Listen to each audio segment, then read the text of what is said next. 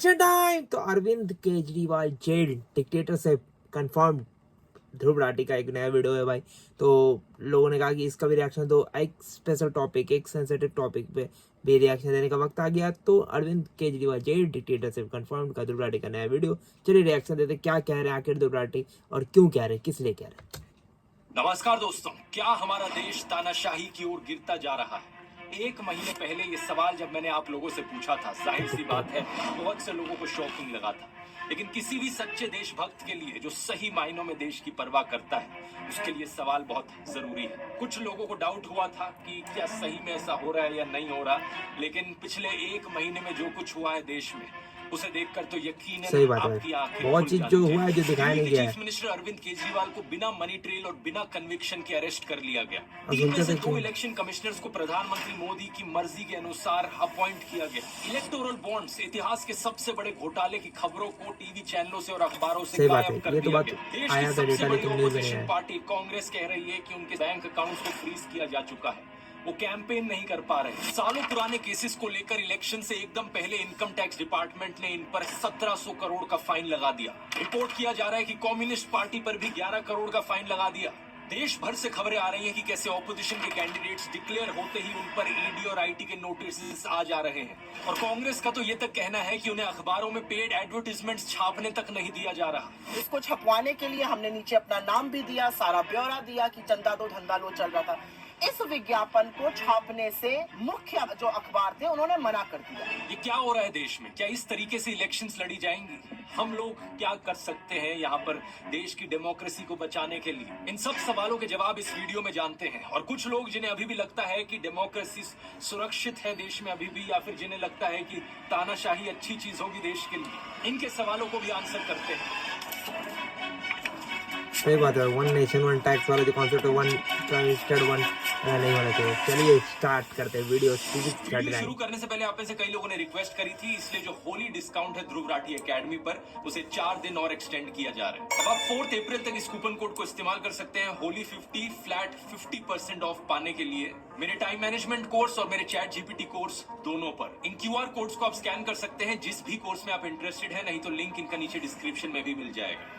शुरुआत करते हैं अरविंद केजरीवाल के अरेस्ट से। ये आजाद भारत के इतिहास में पहली बार है। सही बात है, एक्सपेक्टेशन था कि सीट पर तो कोई हटाया नहीं जाता, और वो भी तब जब कोर्ट में कोई गुनाह साबित तक नहीं हुआ। इससे पहले दिल्ली के एजुकेशन मिनिस्टर मनीष सिसोदिया को अरेस्ट किया था, दिल्ली के हेल्थ मिनिस्टर सत्येंद्र जैन को अरेस्ट किया था, आम आदमी पार्टी के एमपी संजय सिंह को अरेस्ट किया था, और ये सब लोग आज भी जेल में बंद हैं। मनीष सिसोदिया को 1 साल से ऊपर होने को हो रहा है और सत्येंद्र जैन को तो 2 साल होने को हो रहे हैं जेल में बंद रहे। सबसे हैरानी की बात यह है कि इनमें से किसी का भी गुनाह कोर्ट में साबित नहीं हुआ है। ईडी का आरोप है कि आम आदमी पार्टी के लीडर्स को 100 करोड़ रुपए की रिश्वत दी गई in exchange of undue benefits Delhi की एक्साइज पॉलिसी के तहत। लेकिन पार्टी की पॉलिटिशियन आतिशी कहती है कि 2 साल से ईडी और सीबीआई इस केस को इन्वेस्टिगेट किए जा रहे हैं, 500 से ज्यादा रेड कर चुके हैं, 1000 से ज्यादा विटनेसेस ला चुके हैं, लेकिन अभी तक एक भी सबूत इन्हें नहीं मिला इस चीज का जो साबित कर पाए कि आम आदमी पार्टी या इनके मिनिस्टर्स ने कुछ गलत किया। मनीष सिसोदिया के लॉयर ने यही चीज बताने की कोशिश करी थी दिल्ली हाई कोर्ट को कि यहाँ पर कोई मनी ट्रेल नहीं है। इनफैक्ट इस पॉलिसी से देश की जनता को फायदा हुआ क्योंकि सरकार का रेवेन्यू बढ़ गया था इस पॉलिसी की वजह से, जिसको बाद में इस्तेमाल किया जा सकता स्कूल और अस्पताल बनाने के लिए। तो सवाल ये उठता है कि अगर कोई सबूत ही नहीं है तो कोर्ट इन्हें बेल क्यों नहीं दे रहा? इसके पीछे कारण है PMLA, prevention of money laundering act का कानून। स्पेसिफिकली कहा जाए तो 2018 में जो इस कानून में अमेंडमेंट करी गई थी मोदी सरकार के द्वारा, इस अमेंडमेंट में सरकार ने बेल की कंडीशंस बदल दी, बेल लेने को और मुश्किल बना दी। बाकी कानूनों में क्या होता है, innocent until proven guilty, bail मिलना आपका अधिकार कंसीडर किया जाता है। लेकिन PMLA में अब क्या हो गया है, गिल्टी अंटिल प्रूवन इनोसेंट, आपको तब तक बेल नहीं मिलेगी जब तक आप अपने आप को इनोसेंट ना साबित करो। इसी 2018 की अमेंडमेंट में ईडी को और ताकत भी दे दी गई थी। इन चीजों को अरविंद केजरीवाल ने खुद भी एक्सप्लेन किया था अपनी अरेस्ट से पहले। ईडी के केसेस में जमानत क्यों नहीं मिल रही लोगों को? अब ये पूरा कानून इन्होंने ईडी में पलट दिया। अब इसमें हो गया you are guilty till proved innocent. इस कानून में इन्होंने ये लिखा है कि आपके ऊपर आरोप लगेगा, आपके ऊपर FIR होगी, झूठा सच्चा जो मर्जी आरोप लगा दें, आपको गिरफ्तार कर लिया जाएगा और आपको बेल तब तक नहीं मिलेगी जब तक आपका मुकदमा पूरा नहीं हो जाता और आप इनोसेंट प्रूव नहीं हो जाते। लेकिन बात सिर्फ इतनी सिंपल नहीं है दोस्तों। अरविंद केजरीवाल के इस अरेस्ट के पीछे एक इलेक्टोरल बॉन्ड घोटाले का भी कनेक्शन। कोर्ट में जो हियरिंग हुई उसके अनुसार अरविंद केजरीवाल को 4 लोगों की स्टेटमेंट्स के बल पर अरेस्ट किया ईडी ने। उनमें से एक इंसान है शरद चंद्र रेड्डी, जो कि ऑरबिंदो फार्मा कंपनी के हेड है। 9 नवंबर 2022 की बात है कि ईडी ने रेड्डी को बुलाया था पूछताछ के लिए इस एलिजिड लिकर स्कैम के केस में। उन्होंने जो स्टेटमेंट दी उस दिन वो केजरीवाल के फेवर में थी, लेकिन अगले ही दिन 10 नवंबर 2022 को ईडी इन्हें अरेस्ट कर लेती है। इनके अरेस्ट होने के सिर्फ 5 दिन बाद इनकी कंपनी ऑरबिंदो फार्मा ने 5 करोड़ रुपए का चंदा डोनेट किया बीजेपी को इलेक्टोरल बॉन्ड्स के जरिए। ये चीज हम जानते हैं इलेक्टोरल बॉन्ड डेटा को देखकर। अब क्रोनोलॉजी समझ लीजिए। ये करीब 6 महीने तक जेल में रहते हैं। अरविंद केजरीवाल ने कोर्ट में कहा कि इन्होंने 9 अलग अलग स्टेटमेंट्स दी इस 6 महीने के पीरियड में, जो कि सारी स्टेटमेंट्स केजरीवाल के फेवर में थी। उसकी अरेस्ट हुई, उसके बाद उसके 9 स्टेटमेंट्स हो गए। अगर 9 स्टेटमेंट्स वो मेरे खिलाफ नहीं खुलता, उसके बाद 6 महीने उसको अरेस्ट करने के बाद 25 अप्रैल को वो खुल जाता है। लेकिन 25 अप्रैल 2023 को 6 महीने जेल में रहने के बाद अगली स्टेटमेंट जो देते हैं वो केजरीवाल के खिलाफ होती है। अगले ही महीने मई 2023 को ईडी इन्हें बेल दे देती है और जून 2023 में ये ईडी के अप्रूवर बन जाते हैं इस केस में। और बेल मिलने के करीब 6 महीने बाद इनकी कंपनी 25 करोड़ रुपए की और डोनेशन करती है बीजेपी को। अब देख रहे हो दोस्तों किस लेवल का खेल खेला जा रहा है। इलेक्टोरल बॉन्ड्स का डेटा हमें बताता है कि टोटल में इनकी कंपनी ने 52 करोड़ रुपीस की बॉन्ड्स खरीदी थी, जिनमें से 2/3 करीब 34 करोड़ रुपीस बीजेपी के पास गई, 15 करोड़ बीआरएस के पास और 2.5 करोड़ टीडीपी के पास। यही कारण कि आतिशी ने कहा कि इस एलिजिड लिकर स्कैम का जो मनी ट्रेल है वो आम आदमी पार्टी के पास नहीं बल्कि बीजेपी के पास जाता है। ये है मनी ट्रेल, शरद चंद्र रेड्डी की कंपनियों द्वारा दिया गया भारतीय जनता पार्टी के बैंक अकाउंट में पैसा। जो बाकी 3 लोग हैं जिनकी स्टेटमेंट्स की वजह से अरविंद केजरीवाल को अरेस्ट किया गया, उनकी कहानियों में भी ऐसी ही क्रोनोलॉजीज आपको देखने को मिलेंगी। शायद यही कारण कि अरविंद केजरीवाल एक के बाद एक समन्स मिस किए जा रहे थे ईडी के, और उन्होंने ईडी के इन सारे समन्स को इलीगल ठहराया। उनके अनुसार ईडी का मकसद सिर्फ और सिर्फ इन्हें किसी भी बहाने से अरेस्ट करना था, जिससे कि पार्टी को खत्म किया जा सके और दिल्ली और पंजाब की सरकारों को गिराया जा सके। एक 8 मिनट की ऑडियो रिकॉर्डिंग है इस केस की, जब अरविंद केजरीवाल खुद को कोर्ट में डिफेंड कर रहे थे। अगर आप वो सुनना चाहें तो उसका लिंक डिस्क्रिप्शन में है। अरविंद केजरीवाल के अरेस्ट पर रिएक्ट करते हुए कांग्रेस पॉलिटिशियन राहुल गांधी ने कहा, डरा हुआ तानाशाह एक मरा हुआ लोकतंत्र बनाना चाहता है। नेताओं को धमकाया जाता है, पैसे देकर सरकारों को गिराया जाता है,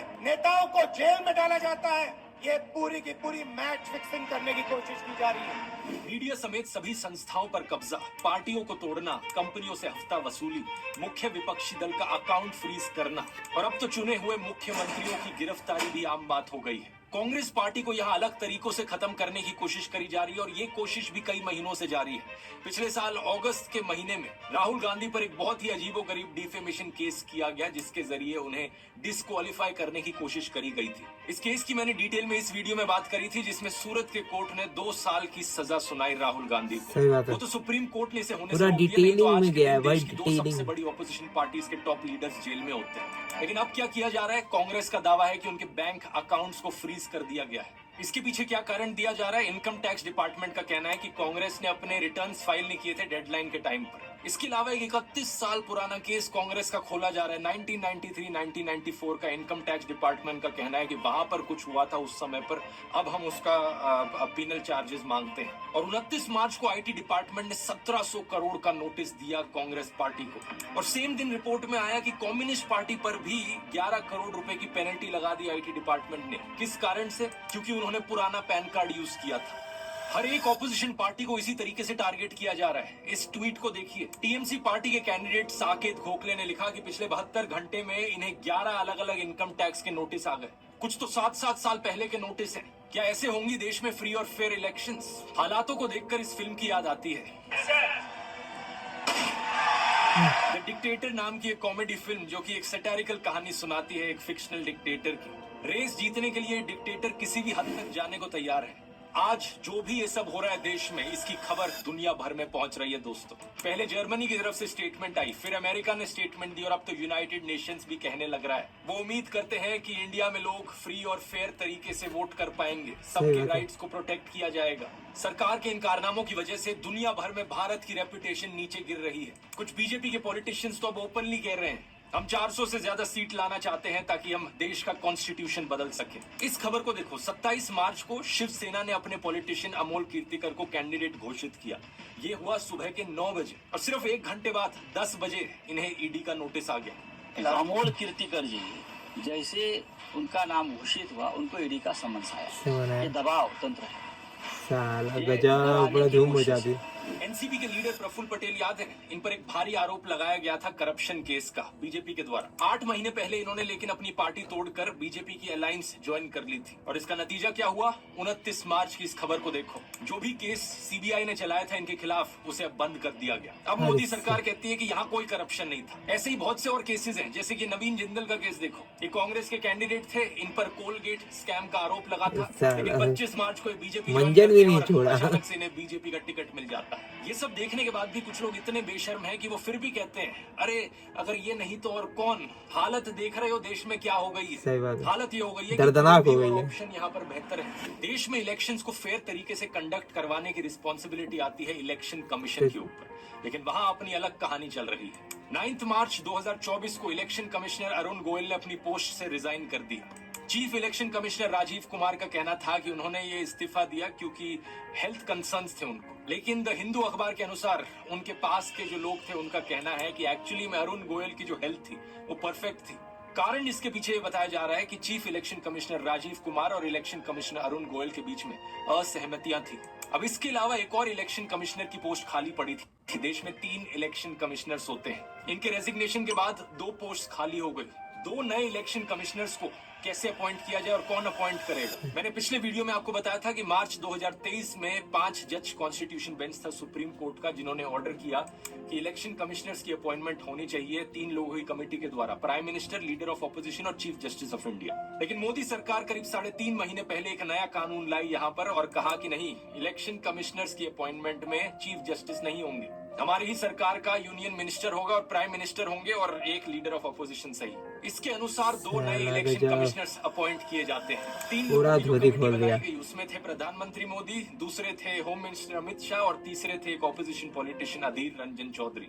लेकिन इस अपॉइंटमेंट के वक्त भी प्रॉपर प्रोसीजर नहीं फॉलो किया गया। अधीर रंजन चौधरी ने कहा कि एक रात पहले उन्हें 212 नामों की लिस्ट दी गई और मीटिंग से एकदम पहले उन्हें 6 नामों की शॉर्टलिस्ट दी गई और उन्हें समय ही नहीं दिया गया जज करने के लिए कि किसे अपॉइंट करना चाहिए, उनका बैकग्राउंड क्या है, लोगों का उनका एक्सपीरियंस कितना है, उनकी इंटीग्रिटी कितनी है। प्रधानमंत्री मोदी और अमित शाह ने अपनी मर्जी से इन 2 इलेक्शन कमिश्नर्स को अपॉइंट कर दिया। सुप्रीम कोर्ट ने अपनी तरफ से कंसर्न जरूर एक्सप्रेस किया कि ये गलत है कि इस तरीके से सही डिटेल्स नहीं दिखाई गई, लेकिन उसके अलावा कोर्ट ने कोई एक्शन नहीं लिया। कोर्ट ने कहा कि बहुत केओस हो जाएगा अगर हम 2 अपॉइंटमेंट्स को रोक दे तो कौन थे ये 2 नए इलेक्शन कमिश्नर्स जिन्हें अपॉइंट किया गया? पहले थे ज्ञानेश कुमार, एक रिटायर्ड आईएएस ऑफिसर जो कि एक्चुअली में 2016 से 21 के बीच में होम मिनिस्ट्री के अंदर काम करते थे अंडर अमित शाह। दूसरे हैं सुखबीर संधू जो कि रिटायर्ड आईएएस ऑफिसर हैं और 2014 से लेकर 2023 के बीच में इन्होंने पहले ministry of human resource development में काम किया, चेयरपर्सन ऑफ NHAI रहे और चीफ सेक्रेटरी रहे उत्तराखंड के। क्या इन इलेक्शन कमिश्नर से एक्सपेक्ट किया जा सकता है कि ये फेयर तरीके से लोकसभा की इलेक्शंस कंडक्ट करवाएंगे? ये टाइम ही बताएगा। अब हमारे देश में अगर कोई इंस्टीट्यूशन सही तरीके से काम नहीं कर रहा है तो जिम्मेदारी जुडिशरी पर आती है, लेकिन देश के कोर्ट्स में भी जो कहानी चल रही है वो भी ज्यादा अलग नहीं है। 8 मार्च को एक बहुत ही शॉकिंग केस देखने को मिला। कैलकाटा हाई कोर्ट के जज अभिजीत गांगोपाध्याय ने अपनी पोजीशन से रिजाइन कर दिया और कुछ ही दिनों बाद फॉर्मली भारतीय जनता पार्टी को ज्वाइन कर लिया। इन्होंने खुद एडमिट किया कि रेजिग्नेशन से पहले ही इन्होंने बीजेपी को अप्रोच किया था और एक रीसेंट इंटरव्यू में इन्होंने बताया कि इन्हें बड़ी मुश्किल होती है गांधी और गोडसे के बीच चुनने में। ऐसे जजेस अगर पॉलिटिकल पार्टीज के कांटेक्ट में रहेंगे तो क्या हमारी जुडिशरी को आजाद कहा भी जा सकता है? आप ही बताइए। कोर्ट कचहरी के सिस्टम में अक्सर एक बात बार बार दोहराई जाती है, bail is the rule, jail is an exception. इसका मतलब है कि बेल मिलना अधिकार है लोगों का, लेकिन आज के दिन चीफ जस्टिस ऑफ इंडिया कह रहे हैं कि डिस्ट्रिक्ट कोर्ट्स में जेल रूल बनता जा रहा है। लोअर कोर्ट्स के जजेस बेल देने से झिझक रहे हैं। एडवोकेट दुष्यंत दवे के अनुसार जजेस पर प्रेशर है, एक डर का माहौल है, जजेस को अपनी फैमिलीज की चिंता होती है। अब कुछ लोग कहेंगे कि अगर देश में हालत सही में इतनी बुरी है तो मैं ये वीडियो कैसे बना पा, अगर देश सही में डिक्टेटरशिप की ओर गिरता जा रहा है तो मेरा मुंह बंद कैसे नहीं कराया गया अभी? अगर लोकतंत्र खत्म हो जाए तो ऐसी चीज चल ही नहीं सकती है यहाँ पे। द प्रिंट के शेखर गुप्ता ने भी यही आर्ग्यूमेंट उठाया था मेरे पिछले वीडियो के बाद। इन सब लोगों के लिए मेरा एक सवाल है, स्क्रीन पर इस वीडियो को देखो और मुझे बताओ कि ये गाड़ी टूटी हुई है या सही सलामत है। अब कोई भी नॉर्मल इंसान कहेगा ऑब्वियसली भाई टूटी हुई गाड़ी है, लेकिन शेखर गुप्ता का लॉजिक अगर यहाँ इस्तेमाल किया जाए तो वो कहेंगे देखो गाड़ी में ड्राइवर बैठा है, गाड़ी चल रही है, इसका मतलब गाड़ी सही सलामत है। कोई सेंस है इस बात का? मेरा मुंह बंद नहीं हुआ अभी तक, इसकी खुशी मना रहे हो, और उनका क्या जिनका मुंह बंद ऑलरेडी कराया जा चुका है। इस न्यूज हेडलाइन को देखिए, 6 लोगों को अरेस्ट किया गया और 100 से ज्यादा FIRs कराई गई सिर्फ इसलिए क्योंकि लोग पोस्टर चिपका रहे थे मोदी हटाओ देश बचाओ। लेट पवन जायसवाल पर 4 सेक्शंस के अंडर केसेस फाइल किए गए सिर्फ इसलिए क्योंकि उन्होंने ये रिपोर्ट किया स्कूल में मिड डे मील के तौर पर बच्चों को नमक के साथ रोटियां खिलाई जा रही हैं। ये एक बहुत बड़ी लॉजिकल फैलेसी है जिसे फॉल्स डिलेमा कहा जाता है। चीजों को जबरदस्ती ब्लैक एंड व्हाइट बना देना कि या तो देश एक डेमोक्रेसी है या फिर एक डिक्टेटरशिप, बीच में कुछ हो ही नहीं सकता। मैंने कभी नहीं कहा था कि देश ऑलरेडी 100% डिक्टेटरशिप बन गया। मैंने कहा था देश डिक्टेटरशिप की ओर गिर रहा है और अभी भी यही कह रहा हूँ। ये डेमोक्रेसी और डिक्टेटरशिप ये एक स्पेक्ट्रम है, एक स्केल है बहुत बड़ा। अलग अलग तरीके हैं जो डेमोक्रेसी मेजर करने के, वो भी 0 to 10 के बीच में नंबर देते हैं। अलग अलग टर्म्स का इस्तेमाल किया जाता है। अगर बहुत अच्छी चल रही है देश में डेमोक्रेसी तो फुली फंक्शनल लिबरल डेमोक्रेसी, उसके बाद है वर्किंग डेमोक्रेसी, खराब है डेमोक्रेसी तो फ्लॉट डेमोक्रेसी, उसके बाद डेफिशिएंट डेमोक्रेसी, उसके बाद इलेक्टोरल ऑटोक्रेसी, फिर हाइब्रिड रेजिम और आखिर में अथॉरिटेरियन रेजिम जो एक्चुअल डिक्टेटरशिप। लोगों को अपनी गाड़ी की इतनी चिंता होती है कि एक छोटा सा स्क्रैच या डेंट भी लग जाता है ना, चिल्लाने लग जाते हैं, वो गुस्से में आ जाते हैं। और यहाँ डेमोक्रेसी की गाड़ी पर ऐसे डेंट मारे हैं, इस तरीके से धज्जियां उड़ा दी गई हैं इस गाड़ी की कि लोग हैरान है देखकर कि गाड़ी अभी भी चल कैसे पा रही है। अगर आप अपने आप को देशभक्त कहते हो और गाड़ी की ये हालत देखकर भी अपनी आवाज नहीं उठाते तो क्या आप देशभक्त कहलाने लायक भी हो? इसी महीने डेमोक्रेसी रिपोर्ट 2024 रिलीज हुई स्वीडन के वी डेम इंस्टीट्यूट के द्वारा, और इसने इंडिया को पता है कौन सी कैटेगरी में डाला है? इलेक्टोरल ऑटोक्रेसी की कैटेगरी में डाला है। फुल डिक्टेटरशिप से 2 कदम दूर। इसका मतलब है कि देश में मल्टी पार्टी इलेक्शंस तो हो रही हैं, लेकिन एक फेयर लेवल प्लेइंग फील्ड नहीं मिल पा रही है। लोगों की आजादी खत्म करी जा रही है। इस रिपोर्ट में लिखा है कि मोदी सरकार ने सेडिशन, डिफेमेशन और काउंटर टेररिज्म जैसे कानूनों का इस्तेमाल किया है अपने खिलाफ उठ रही आवाजों को दबाने के लिए, और जल्द ही इस लिस्ट में एक और कानून भी ऐड हो सकता है। ब्रॉडकास्टिंग सर्विसेज रेगुलेशन बिल 2023 के अंदर नए IT रूल्स लाने की कोशिश करी जा रही है। इसके अनुसार ब्रॉडकास्टिंग की एक बहुत ब्रॉड डेफिनेशन बनाई गई है। जिन जिन लोगों का YouTube चैनल है, Facebook अकाउंट है, Instagram हैंडल है या WhatsApp चैनल भी है, वो सब ब्रॉडकास्टर्स की कैटेगरी में आएंगे। हर ब्रॉडकास्टर को सरकार के सामने जाकर रजिस्टर करना पड़ेगा और सरकार की एक सेंट्रल इवैल्यूएशन कमेटी होगी जिसको बहुत ज्यादा पावर्स दी गई हैं। ब्रॉडकास्टर सिर्फ वही वीडियोस या मैसेजेस भेज सकते हैं लोगों को जो इस कमेटी के द्वारा अप्रूव किए गए हैं, except for specific programmes exempted by the government. इस कानून के तहत सरकार के पास ये भी पावर होगी कि बिना प्रायर नोटिस के वो यूट्यूबर्स की इक्विपमेंट को जाकर सीज कर ले। तो एक बात तो पक्की है कि सोशल मीडिया पर भी लोगों की आवाज बंद करने की पूरी तरीके से कोशिश करी जा रही है। और जब मेरी आवाज फाइनली पूरी तरीके से बंद हो जाएगी तब क्या जवाब दोगे? तब क्या आर्ग्यूमेंट बचेगा? अरे कोई बोलने वाला ही नहीं बचा, इसका मतलब डेमोक्रेसी अच्छी चल रही है देश में। और इस गलत फहमी में मत रहना कि भाई मैं तो सरकार का सपोर्टर हूँ, मोदी सपोर्टर हूँ, मेरा कुछ नहीं जा रहा। अगर देश डिक्टेटरशिप बन भी जाए तो भी मेरे लिए तो सब अच्छा चलता रहेगा। सोनम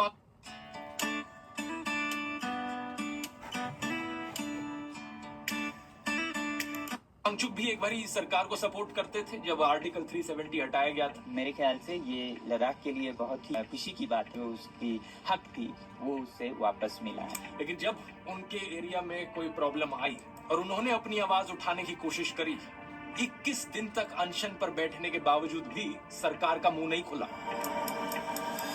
डिक्टेटरशिप में एक डिक्टेटर सिर्फ अपने अहंकार, अपनी पावर, अपने पैसे से मतलब रखता है, उसे जनता की कोई फिक्र नहीं होती। बहुत से किसान भी सरकार के समर्थक थे, लेकिन जब उन्हें पता चला कि उन्हें अपनी मांगे रखने का अधिकार भी नहीं दिया जाएगा, सारा मीडिया उन्हें देशद्रोही करके बदनाम करेगा, तब उन्हें एहसास हुआ कि डिक्टेटरशिप का क्या मतलब हो सकता है। आप एक स्टूडेंट हो, पेपर लीक होता है, चुप बैठे रहो। बढ़ती महंगाई के खिलाफ आपको आवाज उठानी है, आवाज दबा दी जाएगी। अपनी डेली लाइफ में किसी भी तरीके का नाइंसाफ अगर आप सह रहे हो, आपके पास कोई ऑप्शन नहीं बचेगा अपना मुंह बंद करके चुप बैठे रहने के अलावा। बेरोजगारी और महंगाई जैसे मुद्दों पर तो ये चीज हम ऑलरेडी होते हुए देख सकते हैं। अगस्त 2023 में minister of state Jitendra Singh ने पार्लियामेंट को बताया कि 9,60,000 से ज्यादा सेंट्रल गवर्नमेंट जॉब्स वेकेंट पड़ी हैं। प्राइवेट जॉब्स की बात करी जाए तो हायरिंग प्लेटफॉर्म इंडीड ने फरवरी के इस साल में बताया कि दिसंबर 2021 से फ्रेशर जॉब पोस्टिंग्स डिक्लाइन होती जा रही हैं। मार्च 2024 की रिपोर्ट फ्रंटलाइन की आईटी सेक्टर में भी हायरिंग डिक्लाइन देखने को मिल रहा है।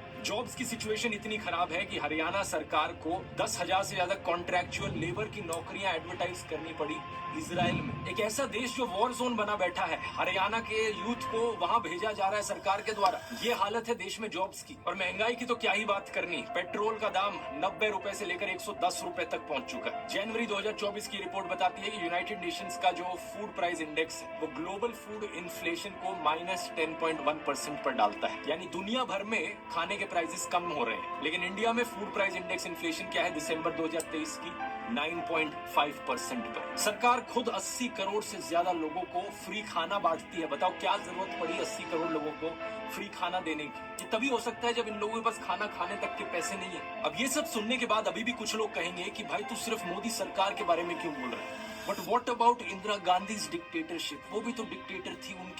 उनके डिक्टेटर वाली चीजों के बारे में क्यों नहीं बात करता? ये फिर से एक फालतू का आर्ग्यूमेंट है। इसे एक रेड हेरिंग फैलेसी कहा जाता है। क्या मैं जिंदा था उस वक्त जिस समय इंदिरा गांधी ने इमरजेंसी लगाई? नहीं।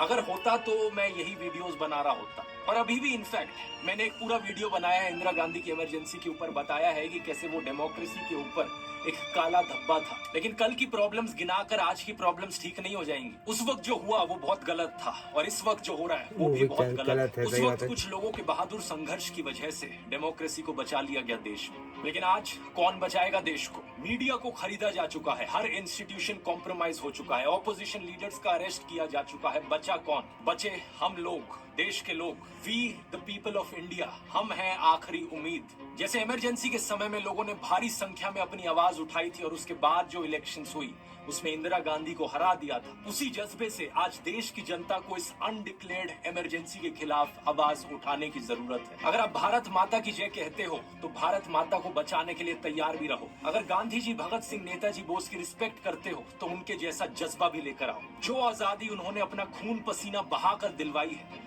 उस आजादी की रक्षा करना, इंडियन डेमोक्रेसी को बचाना हमारा धर्म है। इस वीडियो को देखने वाला हर एक इंसान अब से अपने आप को लोकतंत्र का रक्षक समझे। ये जिम्मेदारी अब हम सबकी है। स्टेप 1, अपनी आवाज उठाइए। एक एक आवाज से फर्क पड़ता है। अगर आप अपनी आवाज नहीं उठा सकते तो इस वीडियो को 100 लोगों को फॉरवर्ड कीजिए। व्हाट्सएप ग्रुप्स पर, इंडिविजुअली, फेसबुक पर, ट्विटर पर, इंस्टाग्राम पर। हमारा मिशन है इस खबर को देश के कोने कोने तक पहुंचाना, देश के हर वोटर तक पहुंचाना। क्योंकि इसमें बहुत जो चीज बताई हुई है। इस बार कोई एक्सक्यूज नहीं चलेगा क्योंकि एक एक वोट से फर्क पड़ता है। चेक कीजिए आपकी कॉन्स्टिट्यूएंसी में कब है वोटिंग। अगर आप देश के बाहर होंगे तो आ जाइए वोट करने, क्योंकि इस बार सब कुछ दांव पर है। इस लिंक पर जाइए, ये लिंक डिस्क्रिप्शन में भी मिल जाएगा, चेक करने के लिए कि आप वोटिंग के लिए ऑलरेडी रजिस्टर्ड हैं या नहीं। अगर आपका नाम इस लिस्ट में नहीं आता इसका मतलब आप वोटिंग के लिए रजिस्टर्ड नहीं है। वोटर रजिस्ट्रेशन कंप्लीट करने के लिए इस लिंक पर जाइए, ये भी नीचे डिस्क्रिप्शन में मिल जाएगा। सब मिलेगा भाई, सब मिलेगा। आसपास लोगों तक बात पहुंचाइए। क्या आप जानते हैं देश में 30 से 35% एलिजिबल वोटर्स वोट डालने ही नहीं जाते। अपने परिवार में लोगों को कन्विंस कीजिए, अपने दोस्तों को बताइए, अपने मोहल्ले में लोगों को कन्विंस कीजिए। जिस दुकानदार के पास जाकर आप रोज सब्जी खरीदते हैं, जिस धोबी से कपड़े प्रेस करवाते हैं, जो हाउस हेल्पर आपके घर में आते हैं, कितने लोगों को आप रीच आउट कर सकते हैं और देश की इस इमरजेंसी सिचुएशन की खबर उन लोगों तक पहुंचा सकते हैं और उन्हें कन्विंस कर सकते हैं वोट करने के लिए। ये मत सोचना कि मैं अकेला क्या कर सकता हूँ। जैसा कृष्ण गीता में कहते हैं, फल की चिंता मत करो, जो तुम्हारा कर्म है वो कर्म करो। सही बात है। इस वीडियो को देखने वाला अगर हर एक इंसान इस वीडियो को देखने वाला ये ठान ले कि अगले 20 दिन तक मैं रोज 5 लोगों को जाकर इसके बारे में बताऊंगा, उसी से ही काम बन जाएगा। हम 1 करोड़ से ज्यादा लोग हैं इस YouTube चैनल से जुड़े हुए। एक इंसान को सिर्फ 100 लोगों को रीच आउट करना है और इस तरीके से हम देश के कोने कोने तक सारे 100 करोड़ फोड़ देगा भाई। लिटरली फोड़ना भी चाहिए। ये सब करना है खुशी से, हंसते हुए और प्यार फैलाते हुए। ये नहीं कि भैया गन फटा के नहीं करना है। शाह के अहंकार को डुबा दे। प्यार का दरिया बहाना है जिससे नफरत सही में बहुत ज्यादा जो दिख रहा है ना, वो लिटरली दिखाया नहीं जा रहा है। चीजों को याद रखना, अपनी आवाज उठानी है, वोट करना है, दूसरों को वोट करवाना है और हंसना और प्यार फैलाना है। बस इतनी सी जरूरत है। हम देश को बचा सकते हैं, हम देश को बचाएंगे। इनकलाब जिंदाबाद। जय हिंद। काफी इंटरेस्टिंग, काफी पावरफुल। तो भाई सब्सक्राइब कर लो, रिएक्ट को, ऐसा ही वीडियो आते रहेंगे, धूम हम मचाते रहेंगे।